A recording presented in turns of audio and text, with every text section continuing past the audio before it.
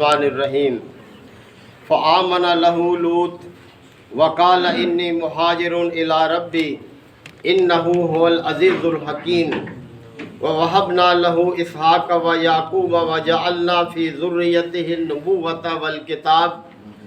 والکتاب وآتیناہ اجرہ فی الدنیا وإنه في الآخرة لمن الصالحين ولوطا إذ قال لقومه إنكم لتأتون الفاحشة ما سبقكم بها من أحد من العالمين وإنكم لتأتون الرجال وتقطعون السبيل وتأتون في ناديكم المنكر فما كان جواب قومه إلا أن قالوا ائتنا بعذاب الله إن كنت من الصادقين قال رب انصرنی علی القوم المفسدین صدق اللہ مولانا العظیم۔ حضرات سورہ العنکبوت کے یہ تیسرے رکوع کی آیات ہیں۔ سلسلہ کلام چل رہا ہے مختلف انبیاء کرام کے حوالے سے۔ یہ آیات 590 کی ہیں، یعنی جب نبی کریم صلی اللہ علیہ وسلم کو اللہ کا پیغام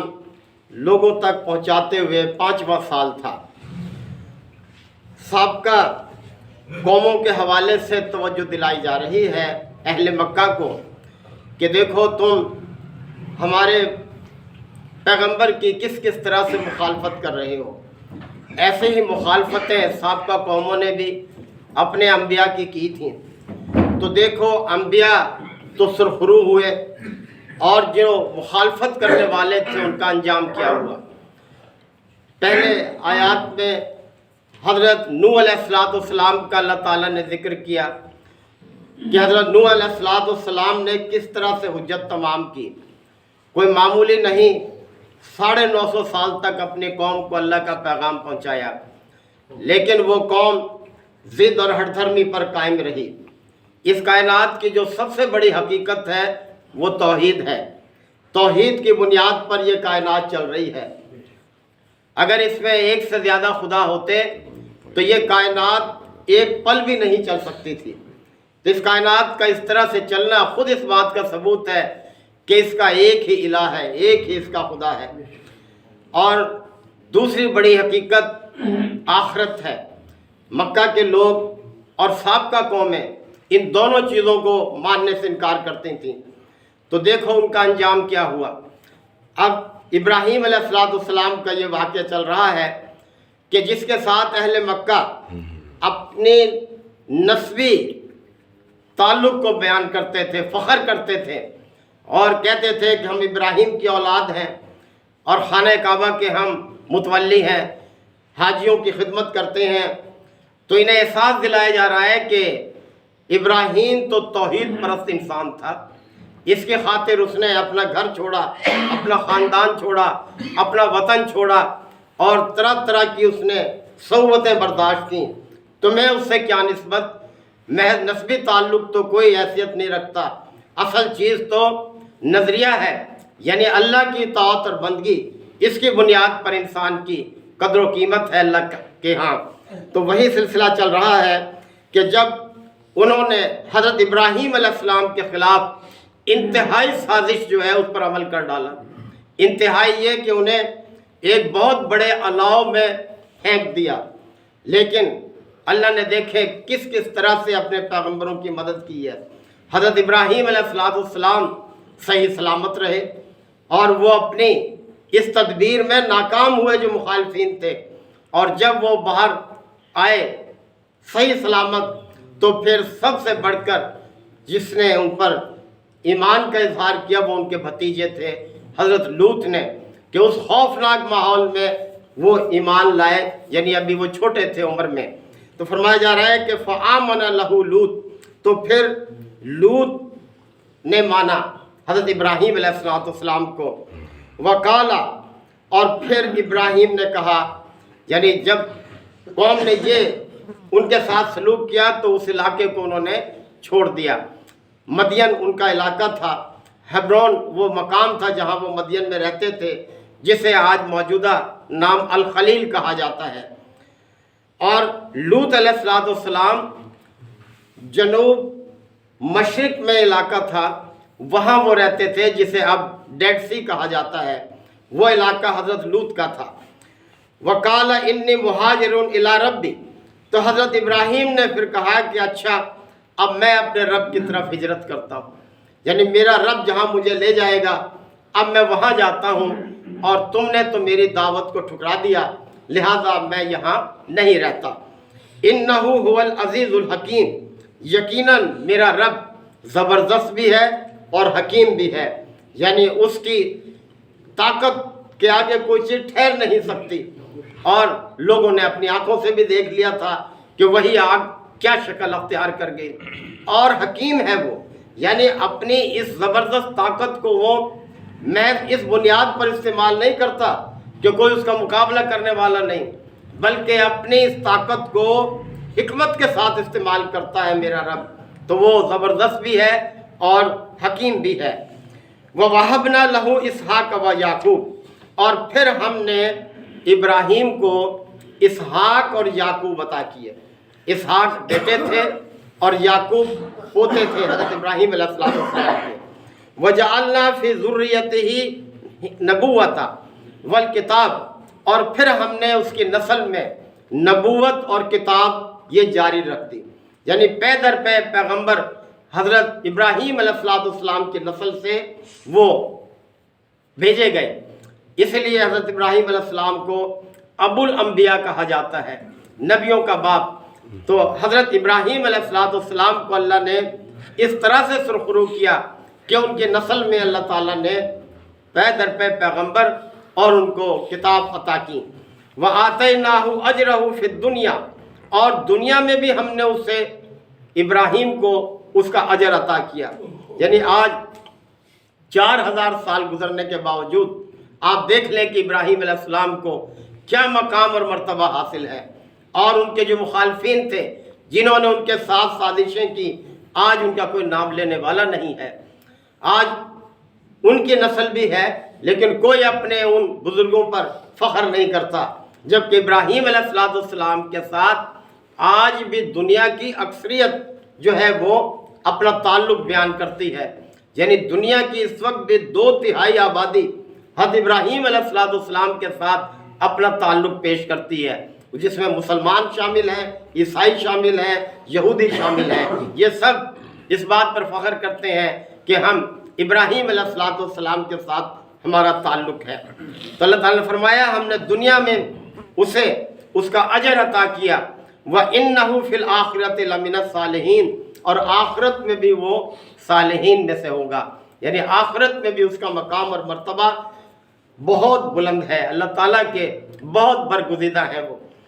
وَلُوطًا، اب حضرت لوط کی طرف ذکر آ رہا ہے، اور اسی طرح ہم نے لوط کو بھی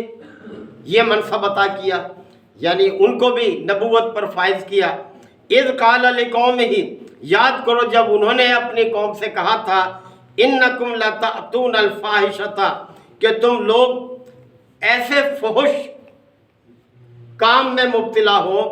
ما سبقکم بہا من احد من العالمین، کہ دنیا میں تم سے پہلے یہ کام کسی نے نہیں کیا، یعنی ایسی برائی میں تم لوگ ملوث ہو، اس میں تم مبتلا ہو کہ تم سے پہلے یہ کام کسی قوم نے نہیں کیا۔ اور یہ کہ اِنَّکُمْ لَتَأْتُونَ الرِّجَالَ، تم مردوں کے پاس جاتے ہو اپنی ضرورت پوری کرنے کے لیے، وَتَقْطَعُونَ السَّبِيلَ، اور راہزنی کرتے ہو، راہ چلتے لوگوں کو لوٹ لیتے ہو، ان کو ان کے حق سے محروم کر دیتے ہو، وَتَأْتُونَ فِي نَادِيكُمُ الْمُنْكَرَ، اور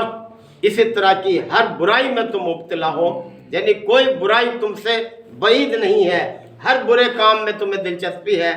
فما کانا جواب قومہ، پس لوط کی قوم کے پاس کوئی معقول جواب نہیں تھا ان کے اس اعتراض کا، یعنی حضرت لوط علیہ السلام نے اپنی قوم سے یہ جو شکایت کی ہیں ان کا کوئی معقول جواب ان کے پاس نہیں تھا، الا ان قالوا ائتنا بعذاب اللہ، سوائے اس کے کہ انہوں نے یہی کہہ دیا کہ اچھا لے آ تو وہ عذاب، ان کنت من الصادقین، اگر تو سچا ہے تو جس عذاب کی تو ہمیں دھمکی دے رہا ہے تو لے آ اپنے رب سے وہ عذاب لے آ ہمارے اوپر۔ یعنی لوط علیہ السلام ان کو سمجھاتے تھے کہ تم جس برائیوں میں مبتلا ہو اس کا نتیجہ یہ نکلے گا کہ تمہارے اوپر اللہ کا کوئی عذاب آ جائے گا، لہذا اس عذاب کے آنے سے پہلے اپنی اصلاح کر لو، اللہ سے معافی مانگ لو اور میری دعوت تم قبول کر لو۔ لیکن انہوں نے فیصلہ کیا تو کیا کیا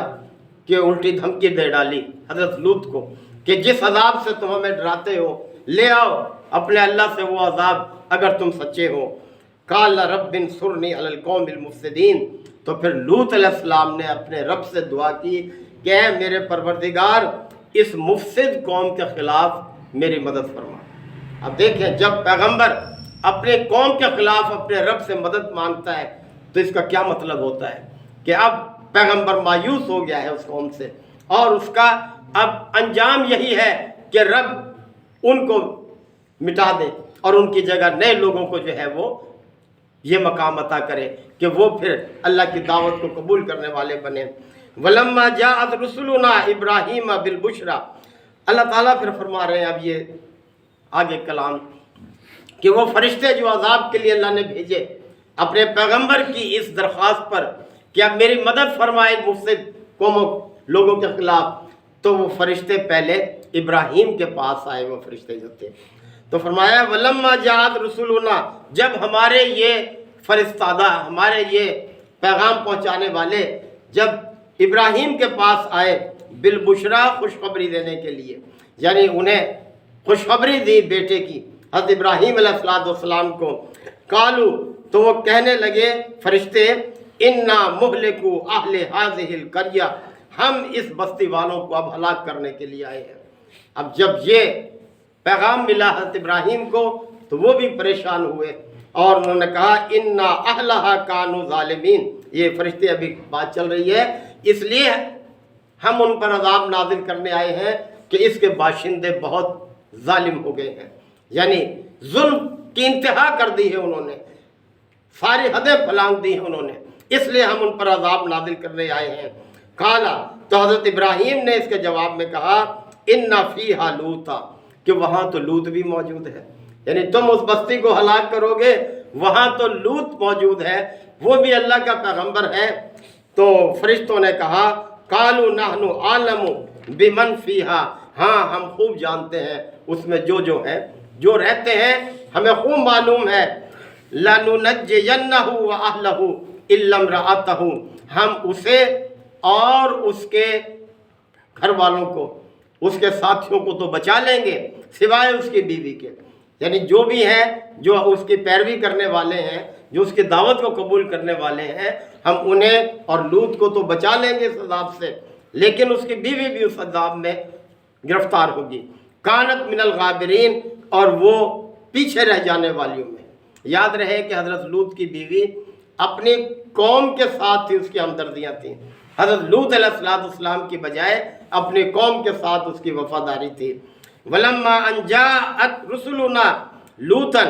سِیءَ بِهِمْ، پس جب ہمارے یہ فرشتے لوط کے پاس پہنچے تو سِیءَ بِهِمْ، وہ پریشان ہو گیا ان کو دیکھ کر، اس لیے کہ فرشتے جب انسانی شکل میں نمودار ہوتے ہیں تو پھر خیر نہیں ہوتی اس قوم کی۔ تو جب وہ آئے فرشتے اس وجہ سے بھی پریشان ہوئے کہ وہ فرشتے بہت خوبصورت لڑکوں کی شکل میں تھے اور وہ اپنی قوم کے مزاج کو جانتے تھے کہ جب میری قوم کے لوگ انہیں دیکھیں گے تو ان کا کردار تو وہ تو بہت ہی بھیانک ہے، اور ایسا ہی ہوا جب فرشتوں کو پتہ چلا کہ بہت خوبصورت مہمان حضرت لوط کے ہاں آئے ہیں تو وہ چڑھ آئے ان کے گھر پر اور تقاضا کیا کہ اے لوط انہیں ہمارے حوالے کر دو۔ تو یعنی بدبختی دیکھیں کہ آخری وقت میں بھی وہ اپنے آپ کو اس برائی سے دور نہ رکھ سکے۔ تو فرمایا جا رہا ہے کہ سِیءَ بِهِمْ، لوط بہت پریشان ہوا ان فرشتوں کو دیکھ کر، وَذَاقَ بِهِمْ ذَرْعًا، اور اس کا سینہ تنگ ہوا، یعنی بہت گھبراہٹ ہوئی اس کو۔ وَقَالُوا، تو فرشتوں نے کہا حضرت لوط کی اس کیفیت کو دیکھتے ہوئے لا تخف، خوف نہ کرو، ولا تحزن، اور کوئی رنج میں مبتلا نہ ہو، انا منجوک و اہلک، ہم تجھے اور تیرے ساتھیوں کو تو بچا لیں گے، الا امرأتک، سوائے تیری بیوی کے، کانت من الغابرین، وہ پیچھے رہ جانے والیوں میں ہوگی۔ یعنی تم تو نکل جاؤ گے، تمہیں تو بچا لیں گے ہم، لیکن باقی لوگوں کو ہم عذاب سے دوچار کر دیں گے۔ اِنَّا مُنزِلُونَ عَلَىٰ أَهْلِ هَٰذِهِ الْقَرْيَةِ رِجْزًا مِّنَ السَّمَاءِ، ہم ان بستی والوں پر آسمان سے ایک عذاب نازل کرنے والے ہیں، بِمَا كَانُوا يَفْسُقُونَ، اس وجہ سے کہ یہ فاسق ہیں، یہ نافرمان ہیں، یہ اطاعت کی حد سے باہر ہو چکے ہیں۔ وَلَقَدْ تَرَكْنَا مِنْهَا آیَةً بَيِّنَةً لِقَوْمٍ يَعْقِلُونَ، اور پھر ہم نے عقل والے لوگوں کے لیے